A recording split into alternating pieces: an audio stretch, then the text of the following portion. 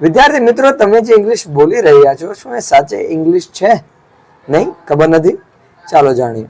હવે ઇંગ્લિશ ભાષા છે ને કોઈ એક અકેલી ભાષા નથી. અકેલી મતલબ એકલી ભાષા નથી, બરોબર. એ આખા ઘણી બધી ભાષાઓના સંગઠન છે.